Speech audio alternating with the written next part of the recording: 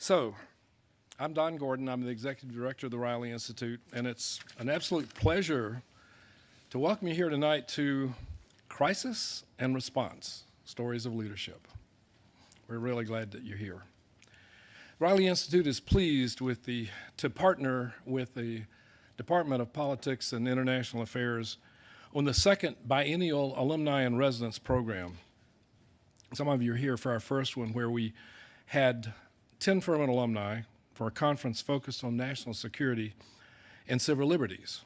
This second alumni program focuses on leadership during times of crisis.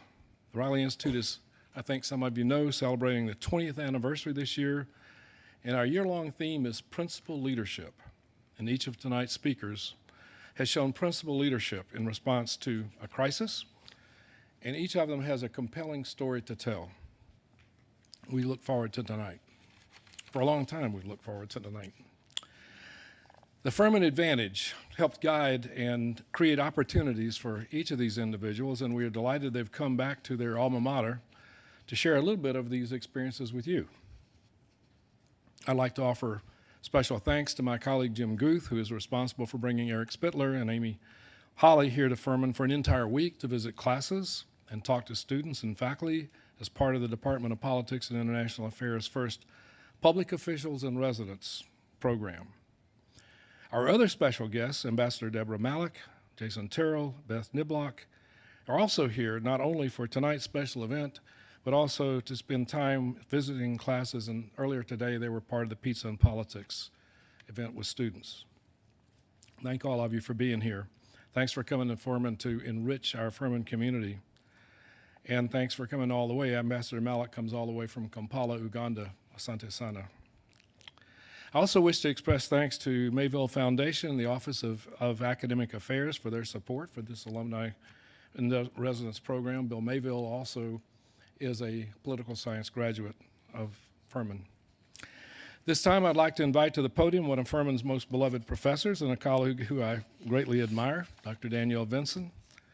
Dr. Vinson is a 1989 graduate of Furman, and she went on to get her master's and PhD in political science at Duke University. Danielle is a consummate professional, a thoughtful intellectual, and a friend and mentor of so many students. She's involved over 30 students in the research for a 2017 book, Congress and the Media, Beyond Institutional Power. In just 2 weeks, she'll be awarded the South Carolina Independent Colleges and Universities Excellence in Teaching Award as a ceremony in Columbia. Dr. Vinson, congratulations on your many accomplishments. Let's get us started.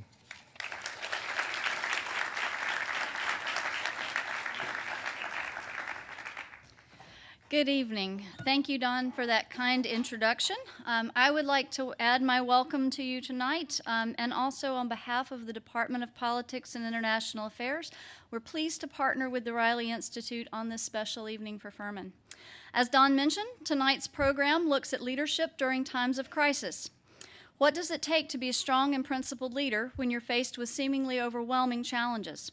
What's the tangible impact of this principled leadership, as well as the associated risks? How can we as students, community members, faculty, and staff exhibit similar leadership qualities wherever our journeys take us? Tonight, we're going to hear stories from four of my fellow Furman alumni. Their areas of expertise in public service are diverse and distinct, but they share the common ground of demonstrating extraordinary leadership in extraordinary times. We'll hear from a current U.S. ambassador who played an important role in slowing and eventually stopping the spread of the deadly Ebola virus in Liberia. From a former Truman Scholar whose summer internship gave him the preparation and connections that led to his career at the FDIC and SEC, that's Securities Exchange Commission, not Southeastern Conference for the basketball fans in the room. In those institutions, he advised decision makers during the devastating 2008 financial crisis and its aftermath. From a problem solver whose path after Furman took her from political science to managing and unifying the IT for an entire metropolitan area, and who was so good at it that President Obama asked her to go help fix Detroit. and from one of my former students who developed his leadership skills at Furman and now applies them in his extremely important work providing support for Black educators in our public schools. Ambassador Malik, Eric, Beth, and Jason, thank you all for being here tonight to tell us a little bit about your stories. We're excited to hear from each of you. Before I introduce our first speaker for the evening, I have a few housekeeping items. First, we don't want you to turn your cell phones off, merely silence them. There are two things that Jill has said that you may do with your cell phones during tonight's program, only two. First, if you find someone's remarks to be compelling or a statistic to be surprising, we invite you to share your thoughts on social media and tag the Riley Institute. The other thing you can do with your phone is text your questions to the number on the screen. The number is also printed near the bottom of your program. Dr. David Fleming is with us tonight to help select the best questions, and we have Furman students who will read them aloud during our question and answer time. Feel free to send them in anytime during the program, and please be sure to include your name with your question. Our first speaker this evening is Eric Spittler. Eric spent over 25 years as a bank regulator, 18 years at the FDIC during two of its most challenging periods, the savings and loan crisis of the 1980s and early 90s, and the 2008 financial crisis which caused the Great Recession. He assures me he did not cause either of them.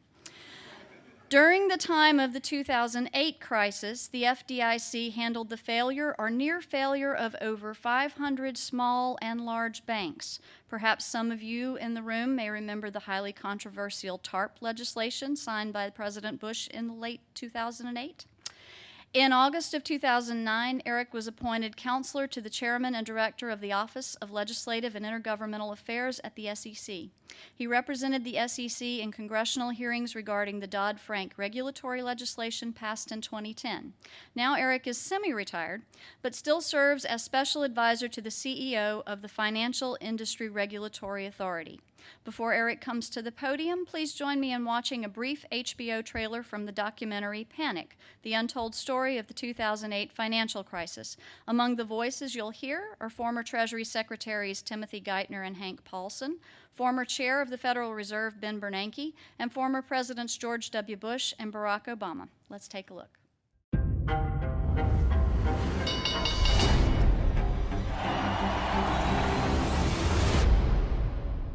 We were a few days away from the ATMs not working.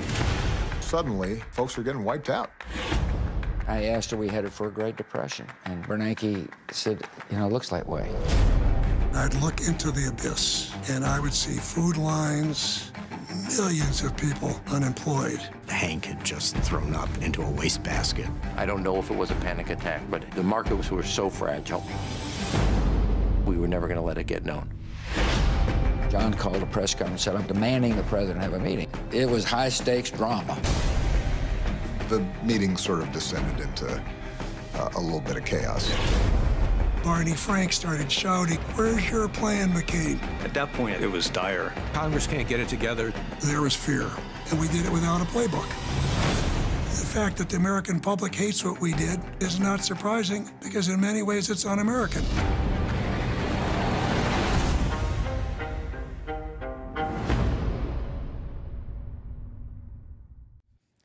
Well, that gets us started on a high note. Good evening, my name's Eric Spittler. Thank you, Danielle, for that kind introduction, and thank you to the Riley Institute for having me here tonight. Secretary Riley's long been a public service hero of mine, so it's an honor to be a part of this program. I have to start with a disclaimer that the views I'm expressing tonight are my own and don't necessarily reflect the views of FINRA or the FDIC or the SEC for that matter. Those few moments in the video do a pretty good job of showing just how big a problem the financial crisis was in 2008. Whether you were a person who lost their home or job, a bank executive whose bank failed or almost failed, or a government official trying to keep the economy from totally imploding, it was a scary and often life-altering time, and we were trying to fix it weeks before a presidential election. And just as a reminder for those of you who may have forgotten, or in this case are too young to remember the financial crisis of 2008, the crisis grew mainly out of bad mortgage lending in the mid to late 2000s. Banks and other mortgage lenders dramatically lowered standards for lending. Previously, the joke had always been that banks Standards were such that banks only made loans to people who didn't need a loan. But during the run-up to the crisis, standards were lowered to the point where almost anyone with a pulse could get a loan. And borrowers loved it because it gave them a chance to buy a home that they might otherwise not be able to really afford, or to use the home equity in their home for other purposes. Lenders loved the fees they received from the loans and the refinancings, and they even packaged them into securities and sold those as another source of income. And this created an unsustainably hot market. You had people with $40,000 incomes with 5 homes. Crazy stuff going on, and it all worked until it didn't, when home prices stopped rising for the first time since the Great Depression. The consequences of the collapse in housing prices was devastating. During the crisis, 8 million Americans lost their jobs, unemployment topped 10%, 4 million homes were foreclosed each year, 2.5 million businesses were shuttered, $20 trillion in household wealth was lost, and 60% of households had a decline in wealth. On top of that, around 500 community banks would fail, and almost every large bank in the country would require some degree of government financial assistance to survive. With values in free fall, credit collapsed, and businesses couldn't get the funding that they needed. The resulting crisis was unlike anything we'd seen before. It was bigger. Every sector of the economy was involved. It was worldwide. It involved almost every regulatory agency, both national and international. And the technology and communications changes over the years were making it all happen that much faster. CNN was running stories every day about which bank was next, and they were naming names. And sometimes they got it right, sometimes they didn't get it right. But the result was a complete collapse in confidence, and if you think about it, the entire financial system rests on confidence. And once you lose confidence, it's very hard to reestablish it. So the battle to reestablish that confidence was the leadership challenge of the financial crisis. Tonight, I thought I'd briefly touch on 3 key leadership lessons I observed from how the government responded to the crisis as we attempted to restore confidence. And those were communication, expertise, and courage. Communication was vital in addressing the crisis. There were so many different agencies involved in trying to respond that it was essential that all these agencies communicate and coordinate with each other, and that they do it clearly and quickly to bring a coordinated response. Miscommunication creates mistakes, it creates confusion, and that has an impact on confidence. We also had to communicate with the public in new ways and try to avoid unforced communication errors. At the FDIC, it was our 75th anniversary, so we were already aggressively communicating that people's insured money was safe in the banks when it hit, but that wasn't nearly enough. And we ended up so desperate to get our message out that we invited 60 Minutes to go along on a bank closing to show how we protected depositors. You have to be really desperate to invite 60 Minutes to go along with you. But we used every message that we could think of to communicate our message, and we knew we were starting to finally break through, oddly enough, on the comics page of the papers. When the Family Circus, I hope all of you know the circular Family Circus, ran an FDIC-themed cartoon, and they had little Billy with his dad at the bank, and he said, "Daddy, what is the FDIC?" And he said, "They protect your money, son." And in the next frame, they showed little Billy sound asleep, soundly, and his father looking in, and the piggyback next to the bed where little Billy had written FDIC on it. That cartoon now sits in the hall, the original sits in the hall outside the chairman's office at the FDIC. But at the Fed, they started running stress tests and publicly giving out the results. They were trying to build confidence by communicating stability. But communication's difficult, it can go terribly wrong, and you have very limited time to get it right. The outcomes would have been totally different if those stress test results had been different, or if someone had gone wrong with the 60 Minutes cameras rolling. As a nation, we were fortunate that the leaders of the financial regulators during the crisis were accomplished and knowledgeable experts in the field. The Secretary of the Treasury was Hank Paulson. He'd been head of Goldman Sachs. The FDIC chairman was Sheila Bair was an expert and had done research on subprime lending, the underlying cause of the crisis. Fed Chairman Ben Bernanke had been an academic whose entire career of research had been on the response to the Great Depression. And the now senior staff of the FDIC and Fed had been through the savings and loan crisis where they'd learned valuable lessons. That gave us an incredible foundation of expertise for the complex causes of the crisis. And expertise is important because it allows creativity and innovation. If you know the fundamentals, you can be creative on the solutions. If you don't, you're just trying to understand what the problem is before you even know what it is you're trying to solve. So the response to the financial crisis involved a number of new strategies we'd never tried before. The financial regulators threw everything we had at the crisis. We tried every strategy. We stretched the law as far as possible, and perhaps sometimes even farther. You had the Fed lending to AIG, which wasn't even a bank. It was an insurance company. You had the FDIC using the Deposit Insurance Fund to guarantee bank lending, not just deposits. You had creative legal interpretations to support all this. We had a key statutory tool at the FDIC that we needed to use that was triggered by language that talked about an individual institution, singular. And we needed our lawyers to build a case for us that an institution, singular, meant any institution, plural. And they were able to produce that under enormous time constraints and actually found legislative authority for it, or case law authority for it, which just goes to prove you can find case law authority for anything. These noted experts were also useful to us because they helped us restore confidence, because when we could put them on TV or hearings, people believed and trusted them.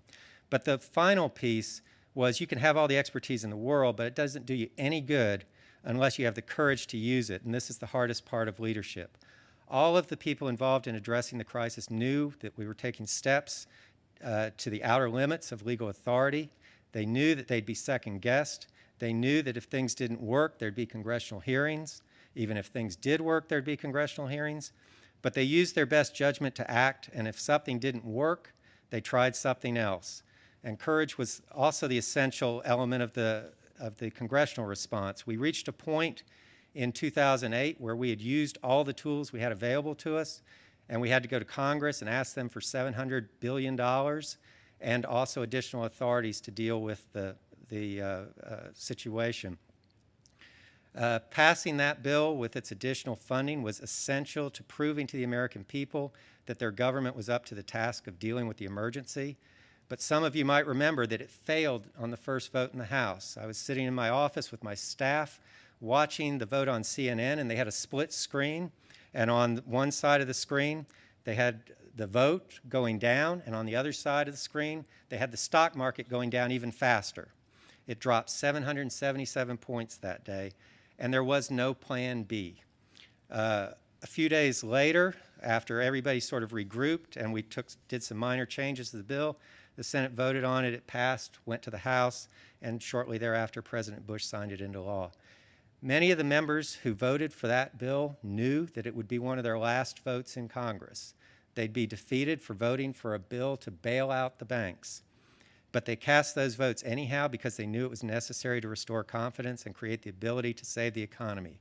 And that vote was a major turning point in restoring confidence and began the process of stopping the downward spiral and helping the economy recover. The one thought I'd leave with you tonight is that addressing a major crisis always has unintended consequences.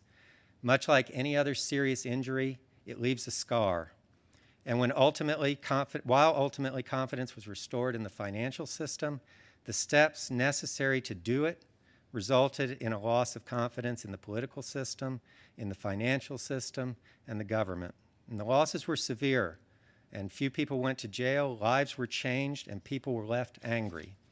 And many of the 10 years later, many'd argue that much of our political polarization, our feelings about income inequality, the loss of trust in many government instrumentalities were created or exacerbated by this crisis. And I think it's fair to say that all of us who had some role in addressing the financial crisis felt that our efforts were necessary and that they worked. The result was one of the longest economic expansions in history, and the losses to the taxpayer were far below what many experts predicted at the time.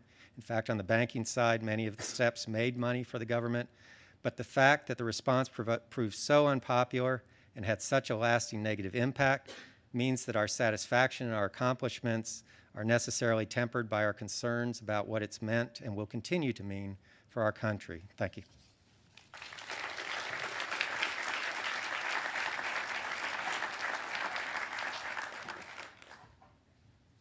Thank you, Eric. It's sobering to contemplate how close our country came to permanent damage for the economy. We appreciate your leadership and that of others who made those high-stakes decisions. Our next speaker also played a role in economic recovery, not for an entire country, but for one of our greatest cities. Beth Niblock is the Chief Information Officer for the City of Detroit, a position she assumed 7 months after the city declared bankruptcy. Before coming to Detroit, she was the first CIO appointed to a merged Louisville-Jefferson County metro government, where she spent 11 years unifying IT systems and infrastructure while implementing a new financial system, winning numerous awards along the way. She was tapped by the Obama administration to serve as part of a team of technology and officials to make recommendations for ways to support the city of Detroit as it emerged from bankruptcy. Spend enough time with Beth and you'll understand two things clearly. One, she's earnest in her belief that transparency is the lifeblood of a healthy government. The other, she loves big challenges. Please join me in watching a 2013 Bloomberg report highlighting some of the challenges Beth faced when she arrived in Detroit in February of 2014 as the city's first ever Chief Information Officer. What's left of Detroit once the process is over? Now, Detroit is a huge city, 239 square miles. You know, you could fit San Francisco, Boston, and Manhattan inside the city's borders and have room left over. This was once home to 2 million people, yet in all that area there are now only about 700,000, a third of that, which means it's a very empty city. The dark blue areas, 60% empty. 78,000 abandoned houses, another 66,000 empty lots. You've heard that statistic, of course, that 40% of the streetlights don't work. Well, how about 60% of the city's ambulances? The city has 11,000 to 12,000 fires a year, the highest violent crime rate in the country. And those are problems that bankruptcy can't fix. What they have is a legacy of bad management. They have computer systems that don't work and are so far out of date they can't even be used.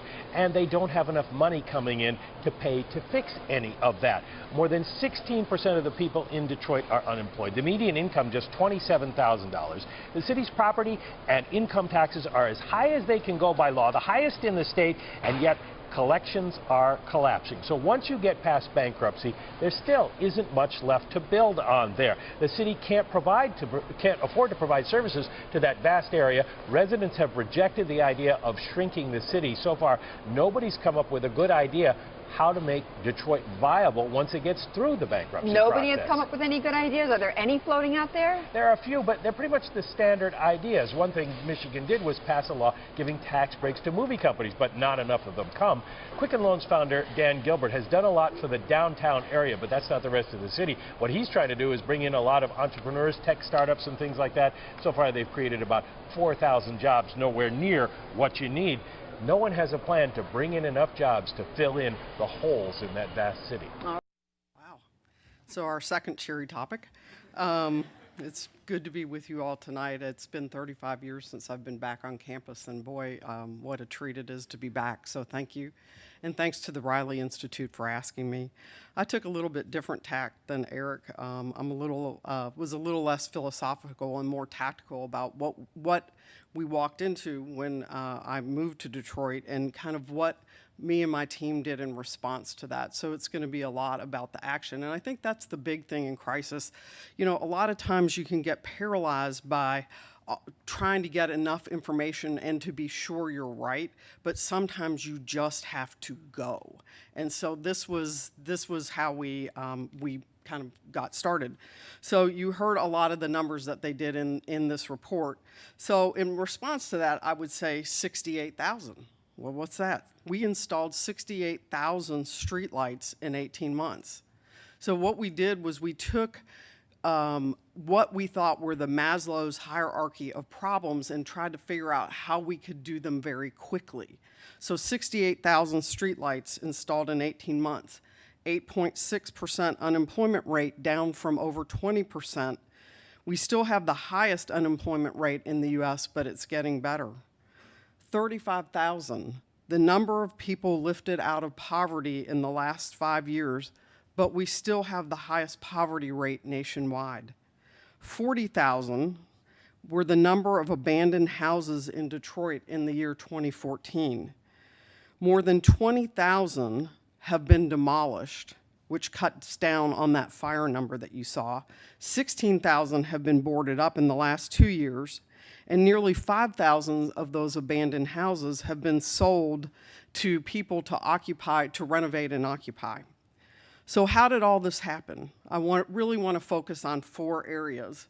One was bankruptcy. So the process of bankruptcy, when you move to a city that's gone into bankruptcy, there's a process to bankruptcy, which you don't think about when you're trying to fix all these things. But it involves innumerable hours with lawyers, accountants, and consultants who come out everywhere because they have a lot of money to make as you go through the bankruptcy. Figuring out what bills you can and cannot pay, because if you pay the wrong bill, it puts you in issue with your creditors because you've paid something that should have been discharged in the bankruptcy. In Detroit and in Michigan, there's a very interesting law that the governor can invoke and did invoke, where if he or she sees a jurisdiction in acute financial distress, he, in that case, Governor Snyder, appointed an emergency manager, and they usurp all the power of the duly elected officials there. So I came to work for a mayor who was sworn into office in January, a city council that was sworn into office in January, but the emergency manager was appointed in November, and they only had the power that the emergency manager allowed them to have. So my mayor was given the power by the emergency manager to do IT and HR, but the emergency manager kept police and financial responsibilities. And then the greatest joy of all is having to continue to work with vendors that you owe millions of dollars to, who are going to get pennies on the dollar throughout the bankruptcy, but you need them because you have to keep your systems working. So we went into bankruptcy, went through, the judge accepted the plan of adjustment, we got the unions and all the creditors to vote on the plan of adjustment, and we exited bankruptcy. In that process, $90 million was set aside for technology, which made me and the police chief and the chief financial officer the 3 who got deposed the most and spent the most time on the federal trial stand. So once we got out of bankruptcy, then really the hard work started.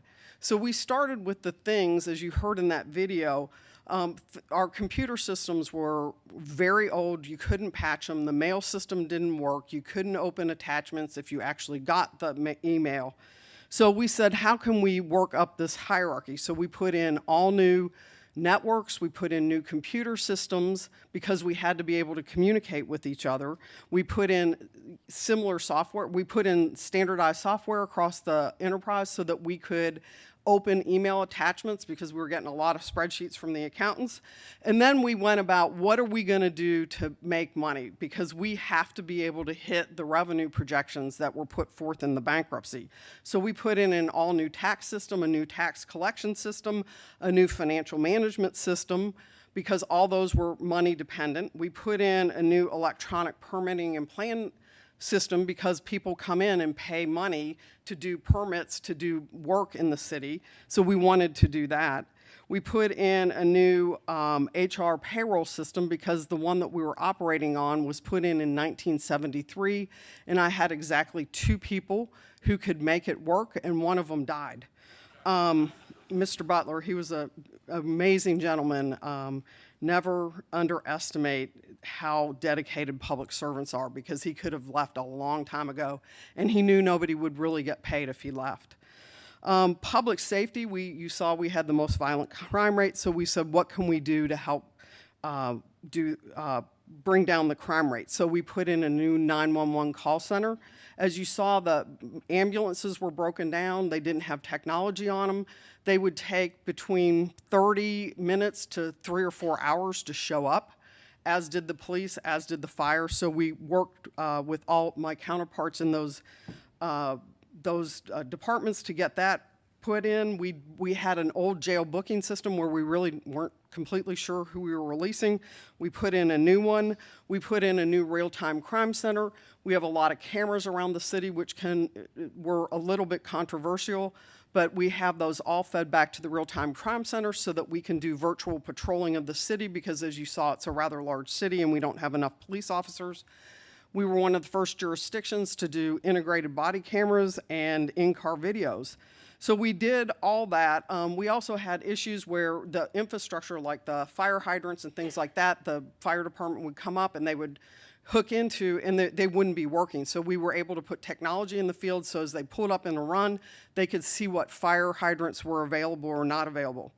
The big thing, though, that we did is how did we improve the lives of citizens, because that's really who we're there for. So we did the public safety response times.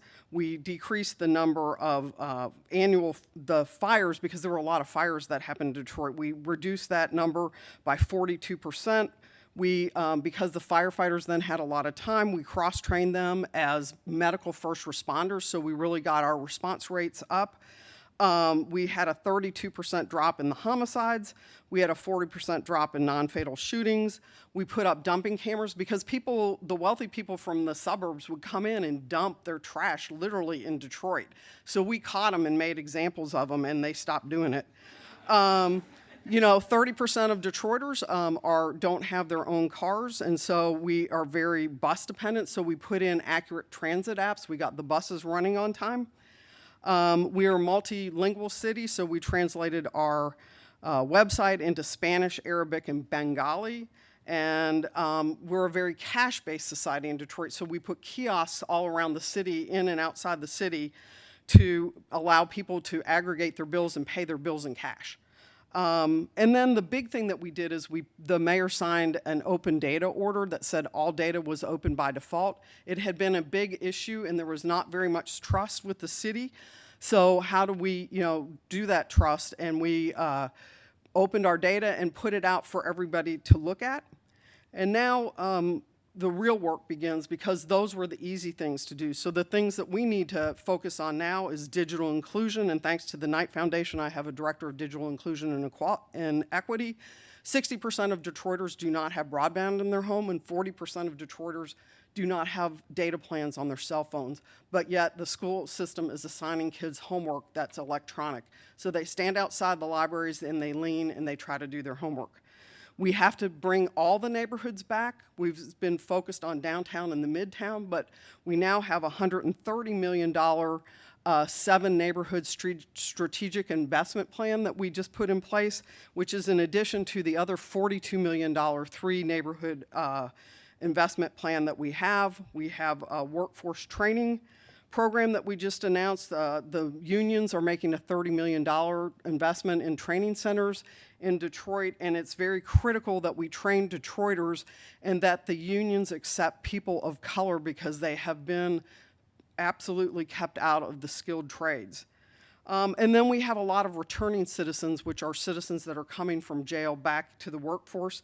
So really working on them for on-record expungements and finding companies who are willing to ban the box and hire folks so that when you come out of the prison system, you can be put in a job and not go back into the same environment that you came out of. So slowly, and let me emphasize the word slowly, and let me emphasize the word together. Slowly, together, we're making progress.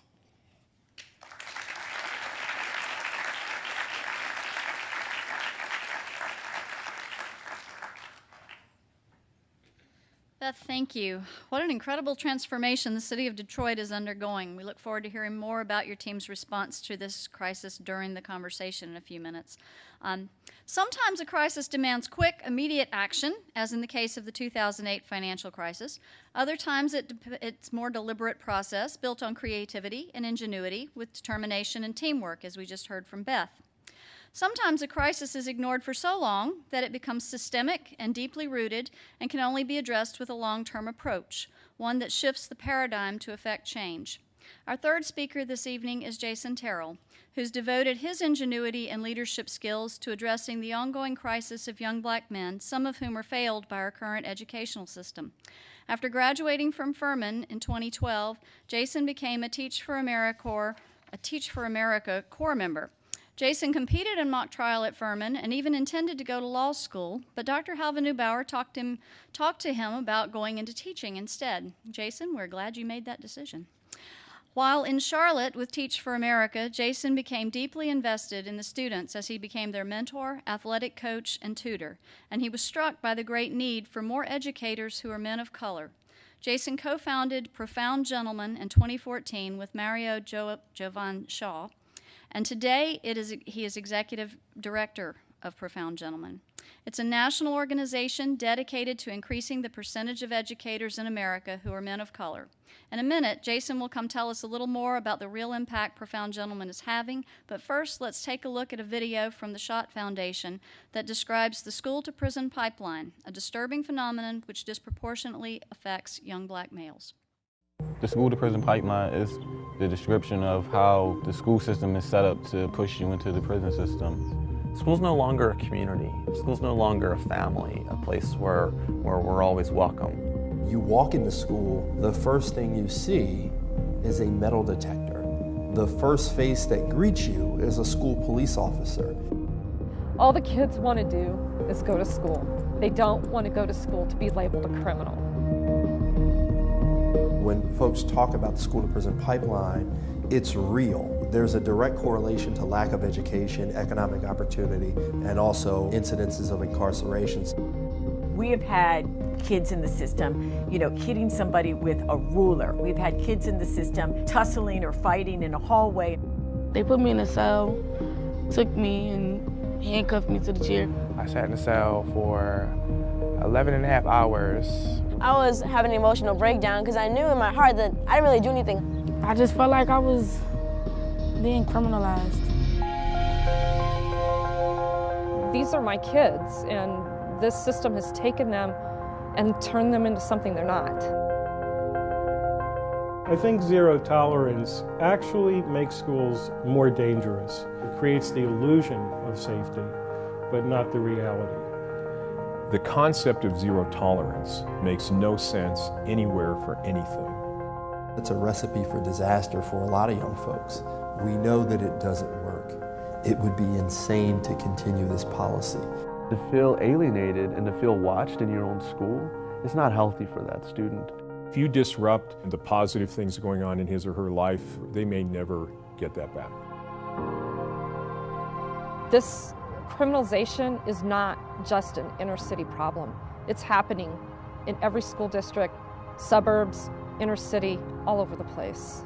What if we stopped and we looked at each one of these students as a human being and said, what can we do to help you become a better student?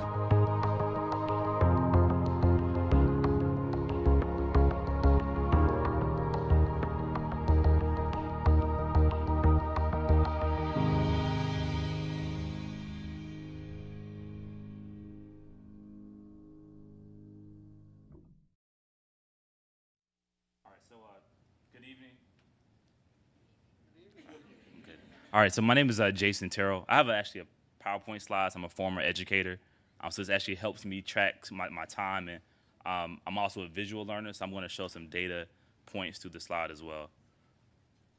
So I want to quickly just first start by sharing my story. So I'm a Furman graduate 2012. I went to Title I school growing up. I'm from Atlanta, Georgia originally. But one of the things that my parents always had for me was this idea of high expectations, something to move around to. So for me, college was never like an option. It was always the demand. Like my parents said I was going to college, and that's something they embedded in my head. And luckily, I was able to bring that to my classroom. So I was a 7th grade and 8th grade English language arts teacher. I'm at a school called James Martin Middle School in Charlotte, North Carolina. I taught at a Title I school. 40% of my students were, we call in Charlotte McKinney-Vento. Basically, that means homeless. So at night, my kids would go sleep in hotels, cars. They would come to school with their clothes in their hands. But one of the things that my students always had was this idea and this desire to learn. So this is them like reading text, highlighting text, doing really high-level, college-level work. My students were very brilliant. But the fear was that when they left my classroom, I wasn't for sure they're going to get the high-level experience to take them to a place like Furman, right? Even like, towards the end of the year, some of my students wanted to go to college and actually had Furman send college T-shirts to my students. So this is some of them posing with their Furman attire. But the reality is, and when we talked about Furman a lot, was that Furman is a very rigorous school, right? It's one of the best schools in the South. And these are some of the common stats about Furman students. So I want you to quickly read this. And just by show of hands from our Furman students, if anyone fit into any of these buckets, just raise your hand. We had a 33.7, 1285, a 29-year ACT, or 80. Did you take an AP or IB class? Raise your hand. Nice memories. All right. Luckily for us, we have very highly impactful teachers in our lives that help guide us on this track. And our theory of change is that teachers are the ones that are really the gatekeepers.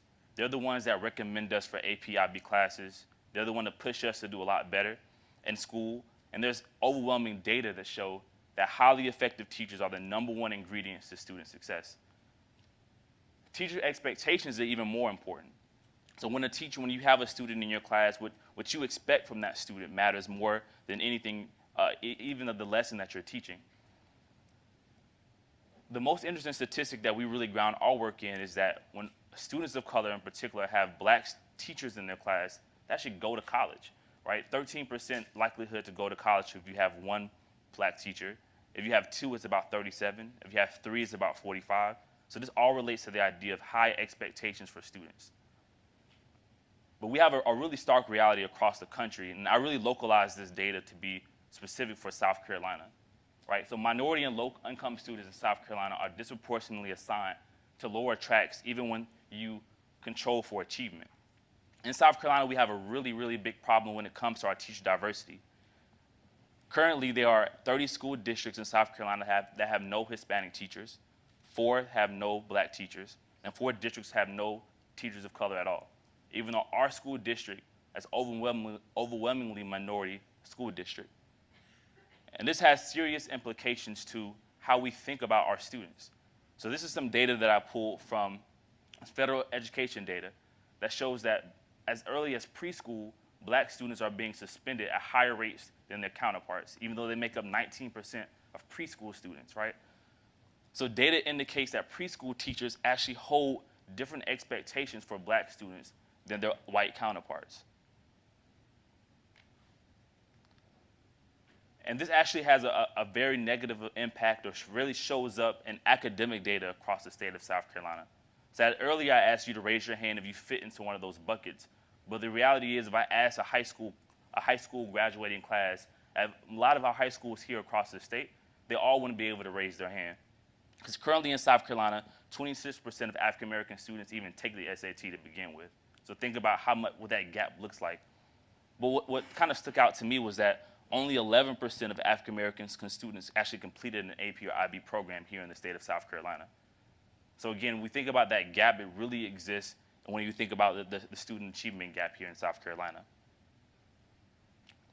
So in 2014, we tried to figure out how do we address the problem of teacher expectation, of teacher diversity across the country. So I started a nonprofit called Profound Gentlemen. Our mission is to get more men of color to be teachers across the country. We do this work in 3 distinct ways. First, we work with pre-service. So pre-service means college students. We help college students basically go into the education profession. We do trainings. We work with colleges and schools of education across the state of North Carolina. We try to help build a pipeline and a funnel into the school system. The second leg of support that we provide is for teachers in that 1st through 3rd year space. And this is actually the most critical time for a teacher. I know as a 1st year teacher, I was actually not very effective. I didn't spend a lot of time actually working on my instruction. I spent a lot of time working on my behavior management and my classroom control. And actually 30% of teachers in their 1st year leave the classroom altogether across the country. And for teachers in Title I schools, the statistics is about 50%. So we want to give a lot of support to our 1st and 3rd year teachers to make sure they actually are good teachers, to ground them in best teaching practices. And the last leg of support that we provide is for men who are 4 years and 4 years plus. So these men are looking to go into leadership opportunities. They want to make teaching a long-term career, but there are not a lot of platforms and opportunities for them to do that. So we provide opportunities for teachers to be board certified, go into school leadership, get additional degrees so that actually can stay in the field of education and make tremendous impact. But one of the things that we consistently teach in our program and throughout our development is this idea of recognizing genius, right? We have to think about how do we change the narrative of what we think about our students when they step in front of us. So the first thing that an educator receives when they come into our program is around implicit bias training. We actually leave our students or talk them to our teachers with these 3 particular points. I want to really talk about the last point. Oftentimes when we think about students of color, especially educators have this problem. We often focus on the challenges that our students bring to the table and not their successes. When we think about our students, it's in deficit language or deficit mindsets.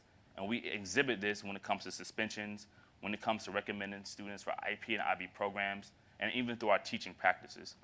So we do a lot of work with implicit bias, really digging deep into what our teachers are bringing to the table. And this is some of the quotes and things that we like to share, and we have exercises that we work with our teachers on. And finally, one of the things that we really want to continue to hound upon is the idea that what you think about your students matters more than anything in the world. It matters more than curriculum. It matters more than testing. So this is a famous quote by Thomas Cooley. He was a state judge or a Superior Court judge. But it says, "I am not who you think I am. I am not who I think I am. I am who I think you think I am." And my students really gravitated to that particular quote. When they were in my classroom, they just wanted to be confirmed. A lot of times they were not getting that at home. So as a teacher, we have to train our teachers in this idea of uplifting students in a positive light. So there's a lot of ways that I think solving the school-to-prison pipeline is very nuanced. Again, we particularly looked at one specific track of getting more teachers of color in the classroom and really training them on this idea of having implicit language, a positive language. But there's a lot of different tracks. I don't want to necessarily say that we have the sole solution. So we're always looking for other folks to kind of join in the movement to ensure that our students have equitable outcomes. Thank you.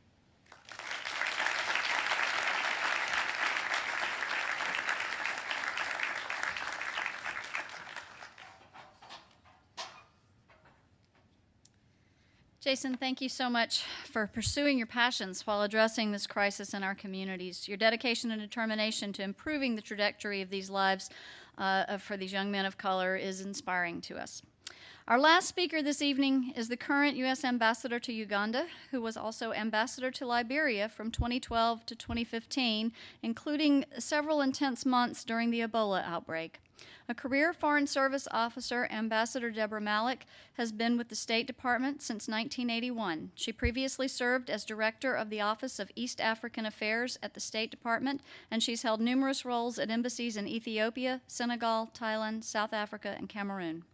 When Ambassador Malik was at Furman, she wasn't satisfied with the traditional majors that were available, so she worked with professors in the Political Science Department to create an ICP, an individualized curriculum program, and so she now holds a BA in International Studies. She says that the most important lesson she learned at Furman was perseverance. Problems have solutions if you work at them. Ambassador Malik, you clearly demonstrated perseverance in addressing the crisis of the Ebola outbreak in Liberia, and we're grateful to you for making the trip from Uganda to be with us tonight. Before Ambassador Malik speaks, let's watch Doctors Without Borders video from August 2014 that highlights how overwhelmed the limited healthcare facilities and workers were as the Ebola outbreak spread around the city of Monrovia and the country of Liberia.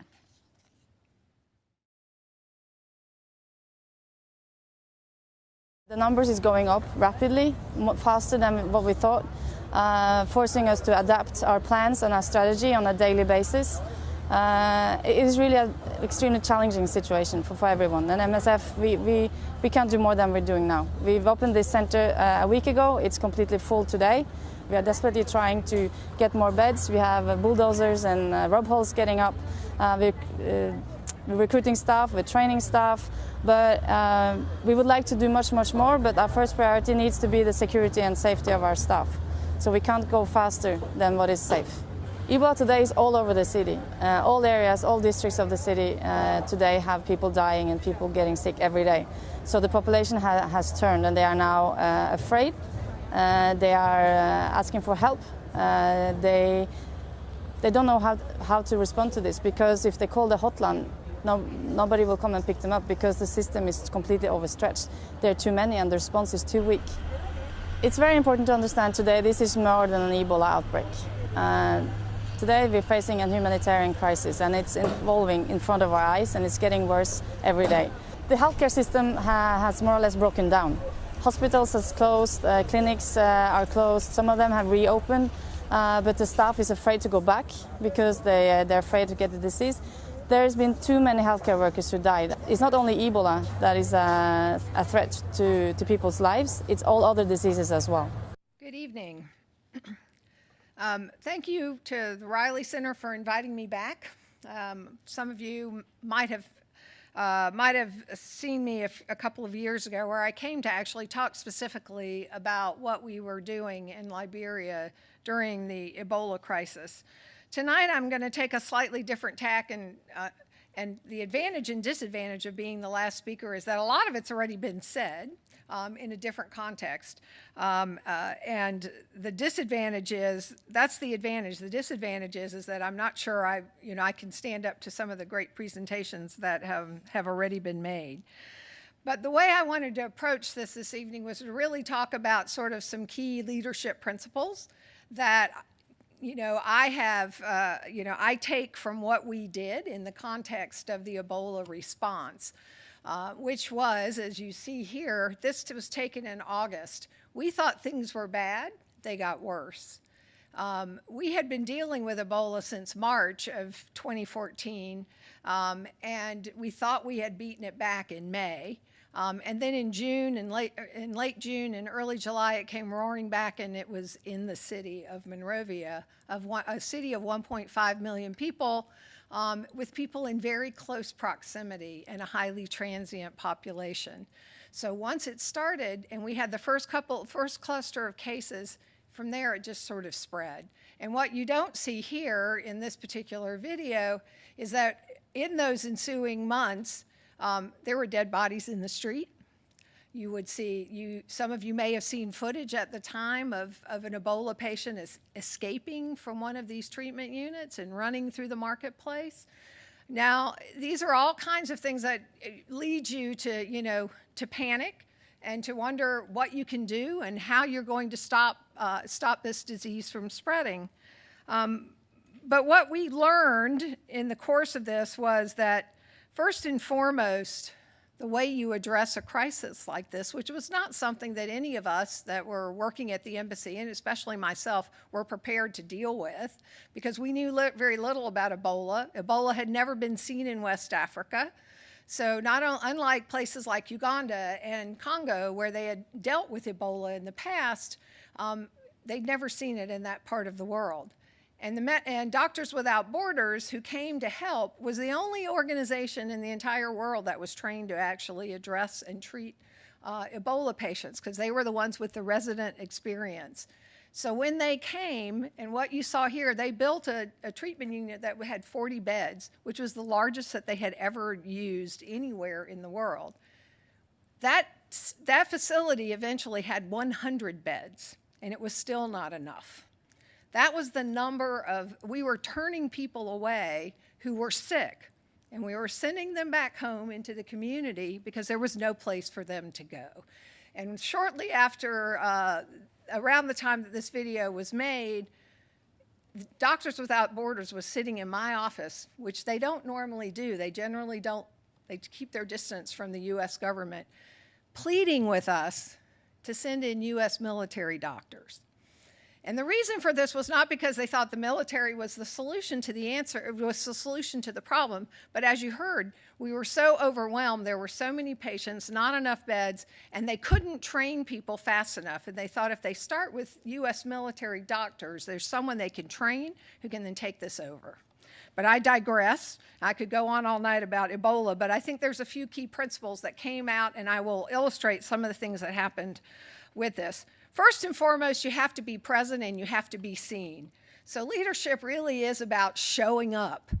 And so in the context of everything that was going on in a country that was ill-equipped to respond to this, what was critically important for us as the U.S. government and as one of the good partners of Liberia was to be seen, to be there, to be around, to be supportive of the government and its efforts, and to show that we actually believed that there was a way to get through all of this.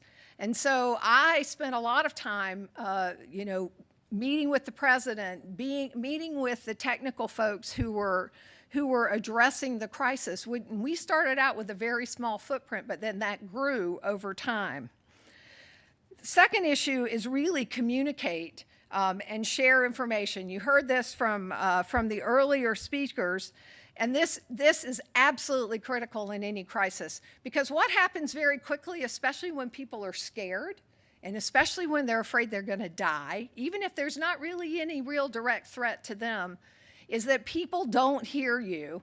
You need to calm them down, and the best way to do that is to inundate them with information. But first you have to educate yourself. You have to understand what the scope of the problem is, but you also need to make sure that you're getting out the most accurate information, and you have to find the messenger that can actually deliver that information, because that's a real challenge. So we were, in our bully pulpit as the U.S. government and the U.S. Embassy, people looked to us to give them the right information. They had very little trust in their own government, but they would look to our webpage, they would look to the statements that we put out, we would go on the radio, we were handing out all kinds of pieces of paper with basic information about what you needed to do to protect yourself from Ebola.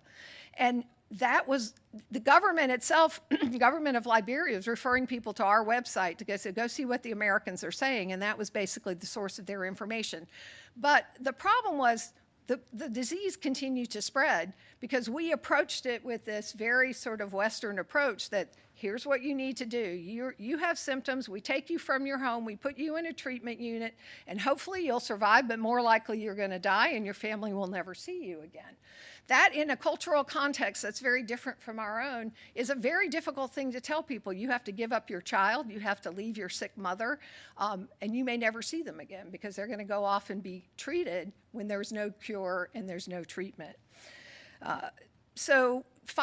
But they didn't want to hear that from a medical person, so we had to find somebody else who could deliver this message. So we had to work with, with ministers, we had to work with doctors, we had to work with anyone we could find who would resonate with a particular community. Because some people would listen to their minister, but other people wanted somebody else, and if the message wasn't right, it didn't matter what you were, because if they weren't hearing it from the right person, it didn't matter whether the message was effective or not. But ultimately, it's about sharing information, and that feedback loop has to be continuous, and it has to change, because the messaging, if you look at what we were saying at the beginning of the outbreak and what we were saying towards the end of the epidemic, very, very different, because we had to tailor that message to make sure people were hearing it. Focus on the solution and not the problem. So I think it's really, you understand the problem, but if you spend too much time trying to analyze it in every single detail and find the perfect solution, you'll never do anything. And when you have a crisis that is spinning out of control, we equated it often to a boulder running down a hill. We were, for much of the first 7 or 8 months in 2014, we were running behind it, just trying to catch up, hoping to get somewhere so that we could maybe get a hand on it and start to slow the pace. So we had to act. We had to try to find solutions and bite it off in little digestible pieces. And we were able to do that as we started to mobilize more assistance to come into Liberia. We were able to put together a coalition, not just from within U.S. government agencies and entities, but from international organizations, from other countries. We would take help from anywhere, and then helping the government try to coordinate and collaborate so that we could throw everything we could against that and maybe somehow slow that boulder going down the hill. Jump the queue if necessary. So if you ever find yourself in a crisis situation and you're the person that everybody is, you look around and you go, okay, so who's going to deal with this? And suddenly you realize that everybody's looking at you, is that sometimes you just have to not play by the rules. Now, I don't mean, you don't break the law and you don't do things that are unethical or immoral. But it means that sometimes you got to shake things up in order to get attention. So if they say, no, you have to do it this way, and no, you have to go through this process, that is absolutely the wrong way to address a crisis, especially if it's spiraling out of control. You heard from Eric, for example, you got to figure out what's going to work and deal with the consequences later. And so we do get paralyzed sometimes and say, oh, well, we can't do this, or I'm going to look at this a little longer. But there's one thing I regret about the role I played and the things that we did over the course of that of 2014, certainly, is that I didn't yell louder and longer a lot earlier than I did, because I assumed certain things would happen, that certain organizations or entities or people would do certain things wrongly. So I will never make that mistake again. But really, don't be shy about standing up and saying, wait a minute, we demand attention, this has to be addressed. And finally, take action, even if your decision is actually that you don't need to take any action. There has to be some evidence that you're doing something, because you'll be blamed or praised whether you do something or you don't do something. So make the best judgment possible. Take an action and take a decision so that you can at least document that you have thought about it and you have decided that in this instance, maybe we need to wait just a little bit longer and see if this plays out. And in other times, it really calls for action and you'll deal with the consequences later. So, fighting a disease is a little bit different than some of the other humanitarian crises that we often are called upon to address. But at the end of the day, the sort of elements of leadership in a crisis situation are the same no matter what the crisis is. And I would just go back again to these sort of 5 principles. These are not exhaustive by any stretch, but be present and be seen. Communicate and share that information. Find a good messenger to deliver that message. Focus on the solution, not the problem. Jump the queue if necessary, and take action even if the decision is to do nothing. If you follow these 5 principles, and there are many others out there that you could use as well, you'll be well placed to be able to address a crisis, even something like a disease where you don't know where it's coming from and you don't know who the next victim is going to be. Thank you.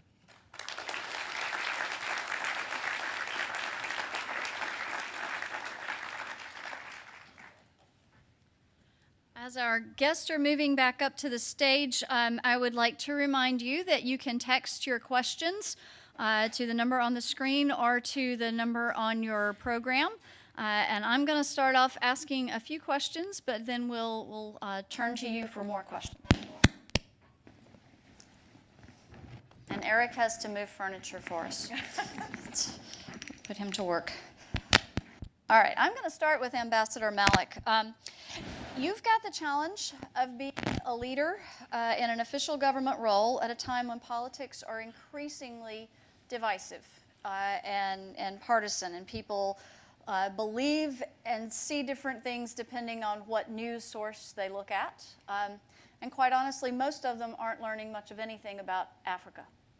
How do you get public officials and the American public to pay attention to the issues you have to deal with as an ambassador in Africa? Well, fortunately, a lot of that is not really my responsibility. I'll be very honest, and I don't mean that to be flip. But my focus and my job is really to address some of those same issues, but within the context of Uganda, where I work.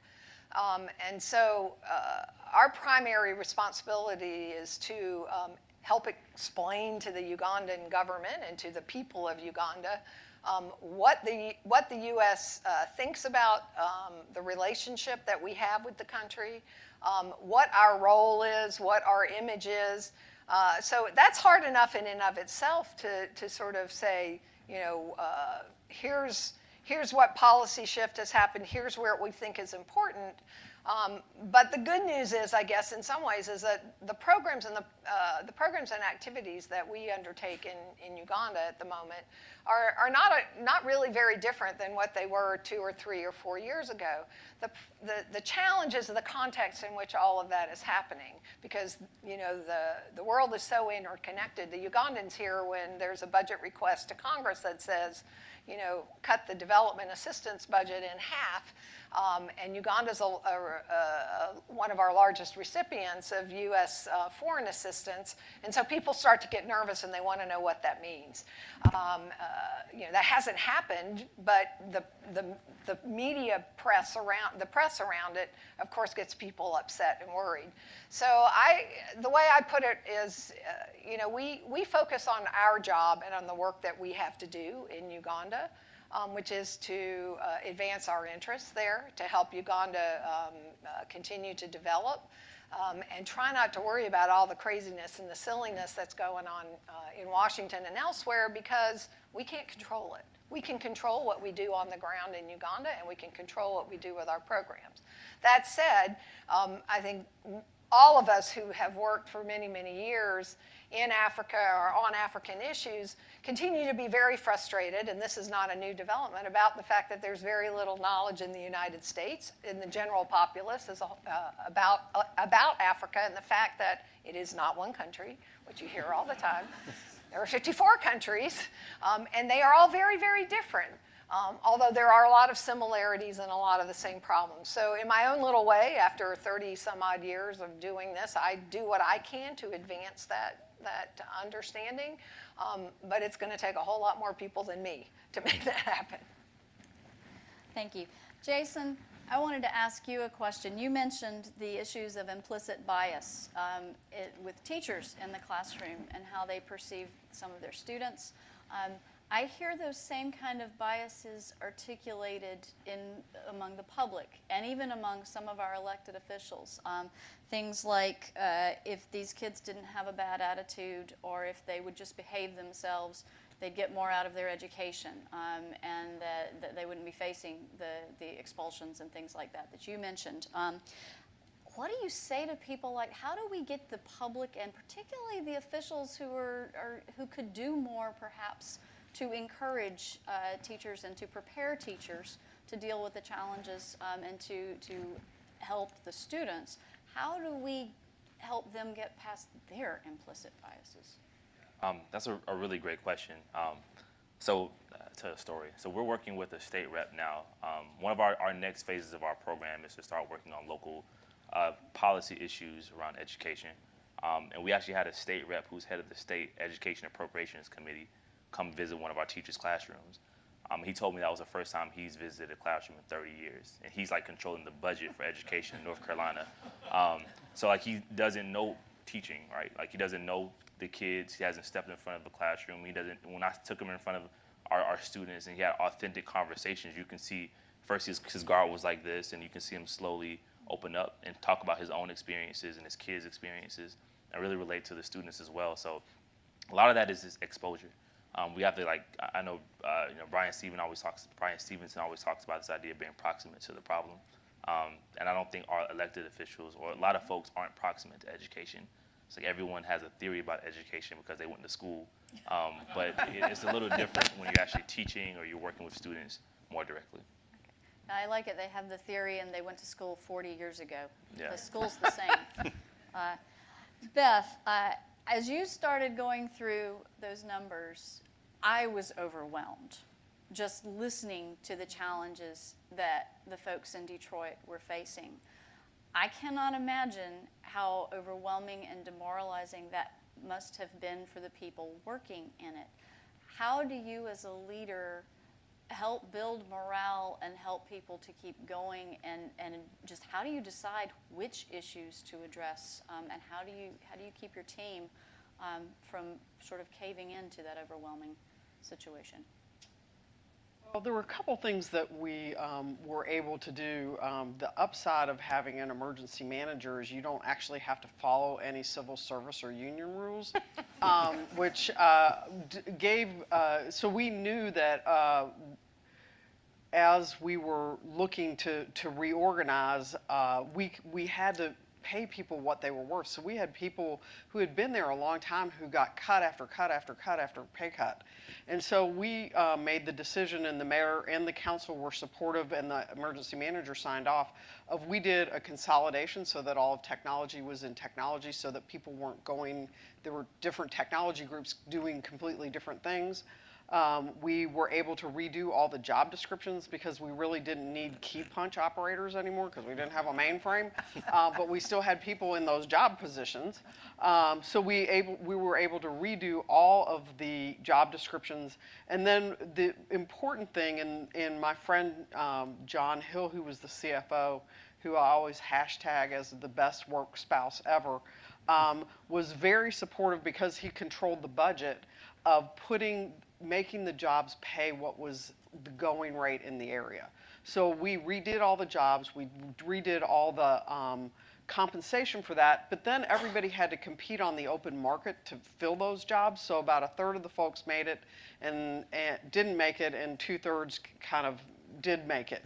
So that gave everybody a morale boost because they were making what they should have been making all along. And then the big thing was when we came out of bankruptcy, the big thing that we had to do was replace all the computers on everybody's desk. So it was a huge rollout. And we were very careful, and we had some of our frontline folks serve on the committee when we actually brought in the vendor to replace all the computers. And we said to the vendor, you need to understand that this is the first project coming out of bankruptcy. And if it does not work, we have set the tone for whether this plan to come out of bankruptcy and to stay solvent is going to work or not. So we have to make this work. And they came in as a true vendor partner.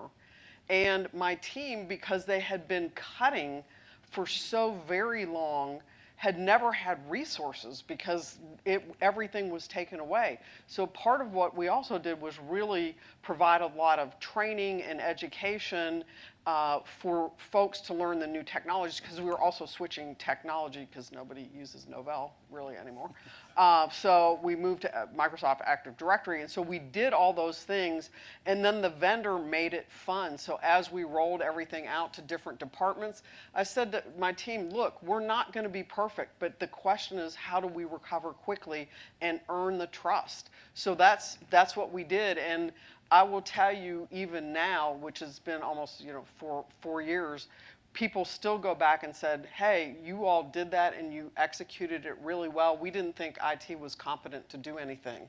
And so it shifted everybody's attitude. My team members, were being paid what they should have been paid. We had the resources to make them successful, and we shifted the perception of that department within the organization, and then it just grew from there. Okay, great. Eric, we're 10 years out from the greatest financial recession since the Great Depression, and a crisis that, by some accounts, could have been prevented with greater oversight and tighter regulations. And yet, as you've noted earlier today in a conversation, that when we have a crisis and we tighten regulations, it doesn't take too long before we start looking for ways to undo those regulations. So my question is, given that we have started trying to undo some of those very regulations that you guys had put in place at the time of the crisis, how worried are people in the know about the next financial crisis? Can we sleep well tonight, or do we need to go home in terror? Well, I'm glad it's an easy question. The last one, I had to make it count. Yeah. I think it's fair to say that the institutions are better capitalized today than they were, that we have some additional restrictions on them than we had the last time. But I think what keeps everybody up at night a little bit is a worry that perhaps we're fighting the last war. These things tend to be different every time you see them. And it's not encouraging that a lot of the things we put in place after the crisis are starting to be rolled back. Mostly on the fringes and not really the important stuff. And frankly, our legislative response was rushed, and it was messy, and it was big, and there's probably a lot of room for improvement in it if the political process can bear that. But I think overall, I think we feel like I think people will tell you that they think we're in a better position than we were going into 2008. But I think what you always worry about is what is it you're not thinking about. I mean, last time it was in housing. Now we're seeing highly leveraged loans in on the commercial side. And you worry about how out of control that might get. And the funny part of the first crisis was everybody thought by securitizing risk, they had actually reduced the risk that each individual entity held. And all they really did was spread the risk through the entire system. And so everybody got it exactly wrong last time in terms of where the risk was. And so that's the kind of thing you try to figure out the best you can and watch all the numbers and look for outliers. But that's, as far as sleeping tonight, I don't think we're on the edge of a 2008, but I think it's something that as a former FDIC person, I would say always know your deposit insurance limits and make sure that you're fully protected by the federal government, because no one's ever lost a penny in an FDIC insured account. Excellent. Thank you for that advice. All right. Now we'd like to hear from questions from our audience members. We have two Furman students who are a part of the Riley Institute Advanced team who are going to read those questions that have been submitted. And Amani, we're going to start with you. Anyone on the panel, how do you maintain a broader, more hopeful outlook on your work, even while dealing with discouraging and complex problems? Was that clear? Do I need to repeat that? Okay. Go ahead. Well, it helps to be an optimist in the first place. I was talking about Ebola and this image of the boulder rolling down the hill. But I have many days like that in the work that I do, because things that, watching develop and measuring development on a daily basis, or are you improving the image of the United States? Are you advancing U.S. government interests in a country? You can't tell that from day to day. And you'll have really bad days where everything you try to do just doesn't work. Certainly was true in the Ebola crisis. We tried a lot of stuff. We didn't know what actually would work when you have something on that scale that the world had never seen before. And so there were a lot of late nights and unhappy nights and days when all I wanted to really do was hide under my desk and just sort of tell everybody to go away and call somebody else. But the next day you get up and the challenges are still there and the problems are still there to be solved, and it's another day, and so you start over again. But I think you do have to be a bit of an optimist at heart. Otherwise you can, particularly in crisis situations, you can very easily spiral into a direction that isn't helpful to anyone. But you have to fundamentally believe that there is a solution and that you will find it, and you will eventually get there. I think the quote that they read was about perseverance. And so, puzzles are puzzles, and sometimes they're solved easily and quickly, and sometimes you got to figure out a different way to get to them and get to the solution. I don't know if anybody else has that.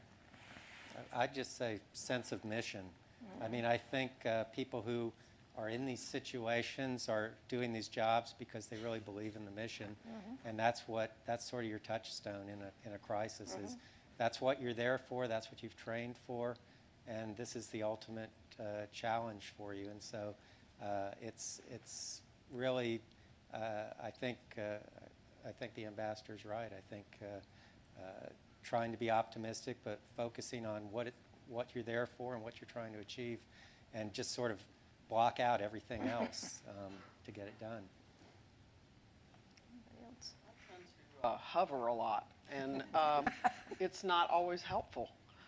So I had a person who worked for me who said, because you're demanding, when we had a pretty critical incident, because you're demanding these hourly updates, we're spending 30 minutes of the hour trying to figure out how to respond to you. You're not being helpful. Will you please step away? Which was hard to hear, but it was nice that he could say that to me. So sometimes it's giving your team enough time to breathe, because I think, to the ambassador's point, I believe there always is a solution. It's sometimes you just have to have enough time to look at it and then be able to spin it in a lot of different directions to see what's going to work. And so then my job was to be the communications and the face both to our customers and to also manage upward to the mayor and the council. And so I took that pressure off them, but I knew that they could find the solution. But also knowing when to be the cheerleader or just bring in the pizza or whatever we're doing is helpful. I think the thing that kind of stood out to me is celebrating small wins.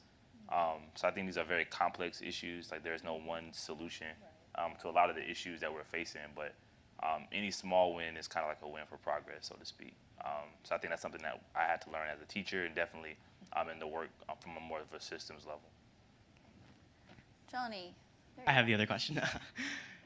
This is for anyone. And how do you include those most affected by the crisis in the decision-making process? And as a subset of that question, how do you avoid being seen as an outsider trying to fix the other person's problem? Well, in Detroit, there has been a history of people from the outside coming in and telling Detroiters what to do, and they're frankly just tired of it, and they resent it.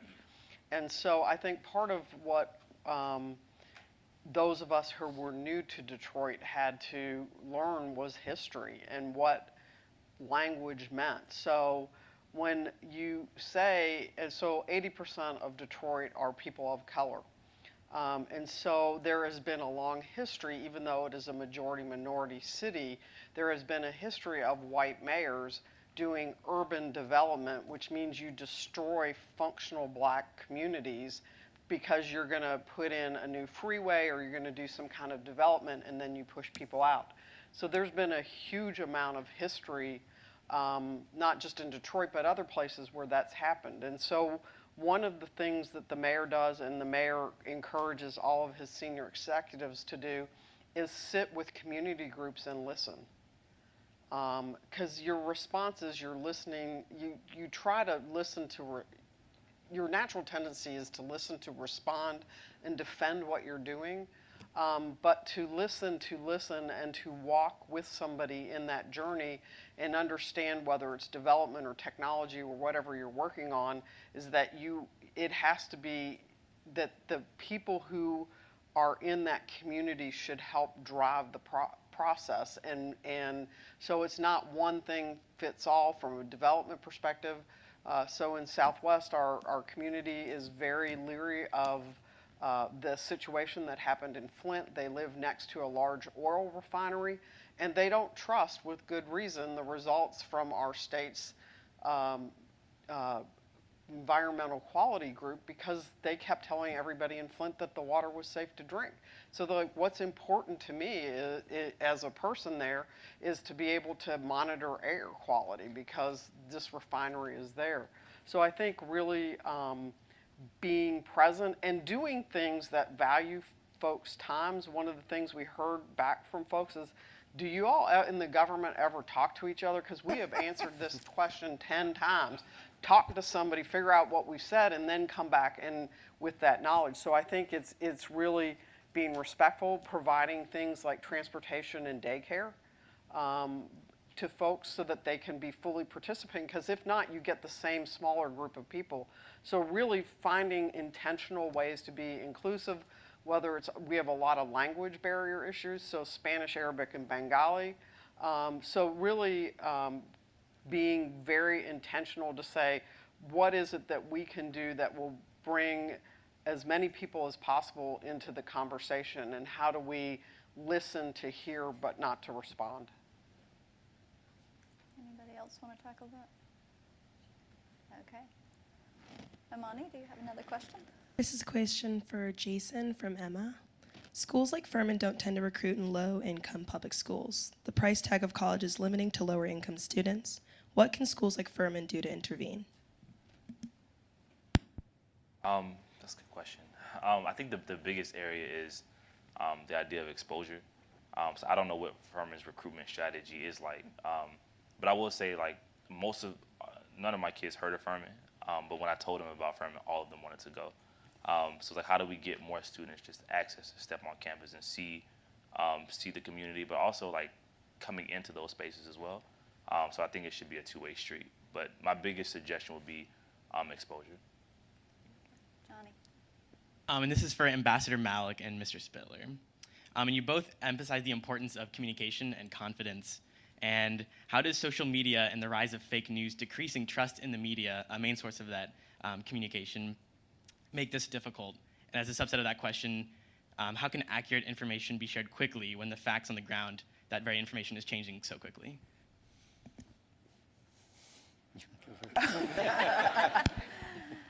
Fake news. It's a challenge everywhere. So I will say, just in the Uganda, as an aside, I think it's in the Ugandan context, political environment currently, where you have a government who's been in power for a very long time and is doubling down on staying there. They also we hear the terminology about fake news very regularly, and in fact, there is a lot of fake news there because people make things up. But I think it's we use social media, and we have to continue to find new ways to use it, because it really is, I mean, it is a tool that's very useful for us in terms of messaging, whether it's we want to talk about something that we've done, whether we want to make a statement about something the government of Uganda or Liberia did, or whether we want to get just information out into the hands of people. Information about how you keep yourself safe from Ebola, or no, there's not really a problem. If you travel to this part of the country, you're going to be fine.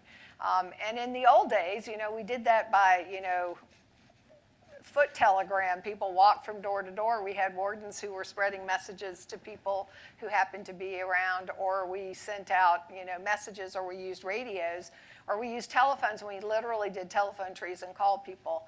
Those are not very effective ways, but that's all we had. So I think we have to embrace social media, but we have to recognize, and certainly after everything we have been through in the United States after the 2016 election, with all of the evidence and information that's come out about the ways that people were being manipulated through things like Facebook and social media posts, we have to realize that there are ways that everything we see on those platforms are not necessarily accurate. But that doesn't mean we should throw them out with the bathwater and not do anything with them, because we need, in countries like Uganda or in countries like Liberia, where there's very little internet penetration, although mobile technology is quite large, a lot of people still, and I think you even said this in Detroit, Beth, that don't have data packages, so they're not actually accessing even some of these social media platforms. Some of it's texting, and WhatsApp is a really big communication tool because it's encrypted and the government can't read it. But it's also a way we can use. It's another tool that we can use to put out information and make sure it gets to people. So, no media platform is without its risks in terms of what goes on it, because, we used to have the saying in the days when we were key punching cards to read in the mainframe computer. In the basement of Plyler Hall was, garbage in, garbage out. So if you have that one little error in your program, it's not going to give you the result that you want when it comes out on the other end. So it's an increasing challenge, and I think all of us globally are going to have to figure out how we better manage social media platforms, because there is truly a risk, and a lot of governments, particularly authoritarian ones, who don't want to be bothered, are just as happy to shut them all down because they are worried, and they have seen where messages spread very, very quickly. So on the one hand, what information you want to disseminate about an event, while it's changing rapidly because the event itself is evolving, there's also other stuff going around that happens very, very quickly at the speed of light, if you will, and everybody is in a reactive mode. So I don't know what we do about it, but I think with every new technological advance, societies encounter difficulties. Initially they look, oh, this is great, we all love it, everyone embraces it, and then you start to realize that it's it's maybe a blessing in some ways, but it's also a curse. I think in our crisis, we didn't have a huge problem with fake news. Our real news was bad enough. Yeah. That's what we were dealing with. But I do think going forward, it is an issue that it's something we have to worry about. I mean, one of the things when you deal with something that's based entirely on confidence, we had during the crisis, it didn't get much attention, we had a bank failure run that was triggered by a tweet. And so you can see the potential for very destructive activity in that area, and I don't think we have a real good sense of that right now, or how to deal with it. So in the financial world, I'd put it more in the category of a possible future crisis. And when I was talking about not knowing what that next thing is, you can very easily see concerns, cyber attacks, those kinds of things. You have to worry. They happen very quickly, and I think Beth would agree. Nowadays, you don't even have to worry about them stealing your data. All they have to do is encrypt it so you can't get to it. And that's a huge issue. And imagine being a financial institution where all of a sudden you come in on Monday morning and you can't tell you have no idea how much money your customers have in the bank and how much to give them. So. All right, our time has expired. I want to thank our guests for coming. Thank the Riley Institute for getting us all to where we needed to be tonight. And thank you all for coming. I would like to invite you. We have a reception out in the lobby. Our guests will be joining you there in a few moments if you have follow-up questions with them. If you don't mind, give us about 5 minutes on stage to get some photos with them. And my colleagues in the Political Science Department, come join us, please, for that. Thank you all, and have a good evening.